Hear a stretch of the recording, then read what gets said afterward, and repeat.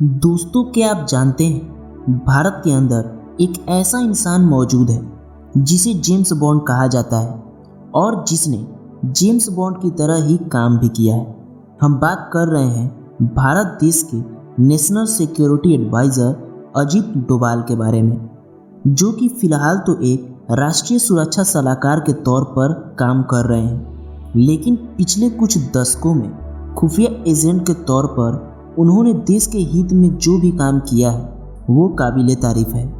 यहाँ तक कि कई सालों तक अजीत डोभाल पाकिस्तान से खुफिया जानकारियाँ इकट्ठा करके भारतीय सुरक्षा एजेंसियों को भी भेजते रहे हैं और पाकिस्तान के नापाक इरादों से भारत देश को बचाया भी है। दोस्तों, अजीत डोभाल जी की हम कहानी को शुरू से जानते हैं तो इस कहानी की शुरुआत होती है 20 जनवरी 1945 से, जब उत्तराखंड के पौड़ी गढ़वाल जिले के एक छोटे से गांव में अजीत डोभाल का जन्म हुआ था।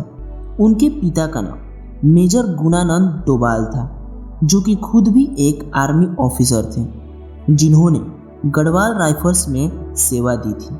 और शायद यही वजह थी कि अजीत के अंदर शुरू से देशभक्ति की भावना कूट कूट कर भरी हुई थी।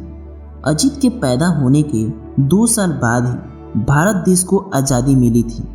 और दोस्तों, तब एक ऐसा समय था जब भारत को एक ताकतवर देश बनाने के लिए हर कोई अपना योगदान देना चाहता था। और फिर इन्हीं सभी माहौल में पले बढ़े अजीत डोभाल अपनी शुरुआती पढ़ाई अजमेर के मिलिट्री स्कूल से की। स्कूल की पढ़ाई पूरी करने के बाद उन्होंने 1967 में यूनिवर्सिटी ऑफ आगरा से इकोनॉमिक्स की पढ़ाई पूरी की।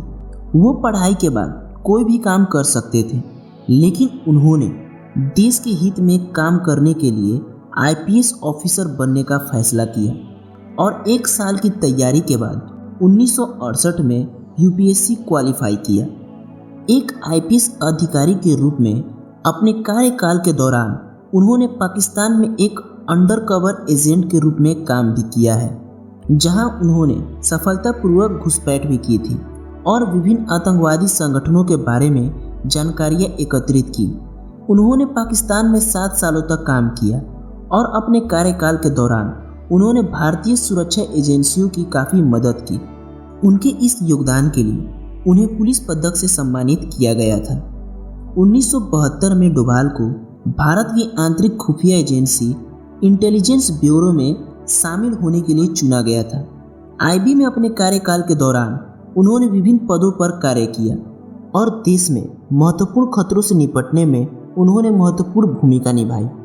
वह आतंकवाद विरोधी अभियानों, आंतरिक सुरक्षा खतरों पर खुफिया जानकारी इकट्ठा करने और राष्ट्र विरोधी तत्वों के खिलाफ गुप्त अभियान चलाने के लिए जिम्मेदार थे।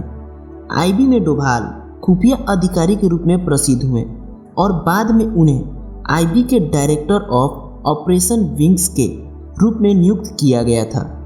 डोभाल ने साल 2004 से 2005 तक भारत की आंतरिक खुफिया एजेंसी इंटेलिजेंस ब्यूरो के डायरेक्टर के रूप में भी काम किया। वह आतंकवादी समूहों के खिलाफ अभियानों में अपनी स्पेशलाइजेशन के लिए जाने जाते हैं और उन्होंने कई सफल ऑपरेशनों की योजना और कार्य में अपनी महत्वपूर्ण भूमिका निभाई है। डोभाल को मई 2014 में भारत के प्रधानमंत्री के राष्ट्रीय सुरक्षा सलाहकार के रूप में नियुक्त किया गया था और तब से उन्होंने भारत की राष्ट्रीय सुरक्षा नीति को मजबूत करने में महत्वपूर्ण भूमिका निभाई है। उन्होंने संयुक्त राज्य अमेरिका, चीन और जापान सहित भारत और क्षेत्र के अन्य देशों के बीच अच्छे और मजबूत संबंध बनाने में भी महत्वपूर्ण भूमिका निभाई है। डोभाल को राष्ट्रीय सुरक्षा में उनके योगदान के लिए कई पुरस्कार और सम्मान प्राप्त हुए हैं। 2015 में उन्हें भारत में चौथे सर्वोच्च नागरिक पुरस्कार पद्म श्री से भी सम्मानित किया गया था। 2020 में उन्हें अंतर्राष्ट्रीय सुरक्षा के लिए और उनकी सेवाओं के लिए महारानी एलिजाबेथ द्वितीय द्वारा ऑर्डर ऑफ सेंट माइकल और सेंट जॉर्ज के प्रतिष्ठित नाइट ग्रैंड क्रॉस से सम्मानित किया गया था। अजीत डोभाल वर्तमान में भी भारत के प्रधानमंत्री नरेंद्र मोदी के राष्ट्रीय सुरक्षा सलाहकार के रूप में कार्यरत हैं। उनके द्वारा दिए गए योगदान भारत और भारतवासियों के लिए बहुत ही सम्मान की बात है। दोस्तों, अजित डोभाल ही नहीं बल्कि भारत में ऐसे बहुत से सिपाही हैं जो भारत को आंतरिक रूप से सशक्त बना रहे हैं, उनको अंदर से सुरक्षा दे रहे हैं, बस हमें उनके बारे में जानकारी नहीं है।